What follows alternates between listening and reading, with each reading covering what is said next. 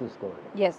So Guruji చాలామంది అంటే ముఖ్యంగా యంగ్ వాళ్ళని గనక మనం చూసినట్లయితే అంటే ఆ ఏజ్‌లో ప్రేమలో పడటము, వాళ్ళని పడేయటం ఇవన్నీ జరుగుతూ ఉంటాయి. అయితే అది ఎక్స్‌ట్రీమ్ అంటే దానికి కన్‌క్లూజన్ స్టేజ్‌కొచ్చేసరికి మాత్రం వాళ్ళు ఫెయిల్ అయిపోయి దాన్ని ముందుకు తీసుకెళ్ళలేక అంటే ఆ ప్రేమ వ్యవహారాన్ని ముందుకు తీసుకెళ్ళలేక మధ్యలో వదిలేస్తూ ఉంటారు. ఎదుటి వ్యక్తిని బాధ పెడుతున్నటువంటి సందర్భాలు కూడా వస్తూ ఉంటాయి. మరి దీన్ని కూడా మనం ఫెయిల్యూర్ సిండ్రోమ్ కింద తీసుకోవచ్చంటారా? ఫెయిల్యూర్ ఇన్ లవ్ గురించా? ఆ! ఈ రోజుల్లో అమ్మాయిలు, అబ్బాయిలు 2 రకాలుగా ప్రేమిస్తున్నారండి. ఒకటి పెళ్లి చేసుకుందాం అనే ఉద్దేశం. ఒకటి చదువయ్యే వరకు టైం పాస్‌తో గడిపేసేసి, ఆ తర్వాత థ్రిల్ అనుభవించేసేసి ఎవడో చేసుకుందాం. ఈ 2 రకాల్లో ఫస్ట్ నువ్వు ఏ రకమో తెలుసుకో. హ్మ్. ఫస్ట్ తెలుసుకోవాల్సింది నీ గమ్యం ఏమిటి ప్రేమించడంలో. హ్మ్. ఎప్పుడైతే నువ్వు గుడ్డిగా వాడిని ప్రేమించావో, వాడు నో అంటే ఫెయిల్యూర్ అయిపోతావు. అవును.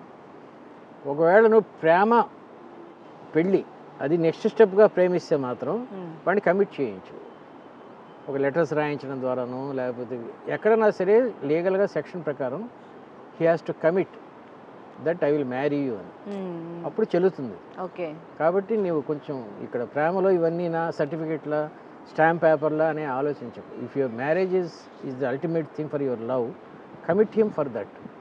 దీన్ని అంతిమ గమ్యాన్ని దృష్టిలో పెట్టుకొని మన ప్రయాణం సాగించడం అది. ఓకే.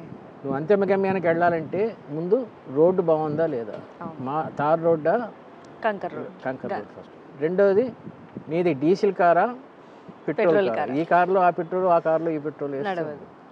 తర్వాత మూడోది అదేంటి టోల్ గేట్స్ ఉన్నాయా లేదా, దానికి డబ్బులు ఉన్నాయా లేదా, అర్థమైందా? గమ్యానికి నువ్వు చీకట్లో వెళ్తావా పొద్దున్న వెళ్తావా? చీకట్లో వెళ్తే ఎన్ని గంటలకు వెళ్తావు, అక్కడ డిన్నర్కి హోటల్ ఉందా లేదా. ఒక్క ప్రయాణానికే నువ్వు ఎన్ని ఆలోచించుకుంటున్నప్పుడు ప్రేమకి ఎన్ని ఆలోచించుకోవాలండి. అవును. చాలా లవ్ మ్యారేజెస్ ఫెయిల్ అవడానికి కారణం ఇదే. They just fall in love, they don't love.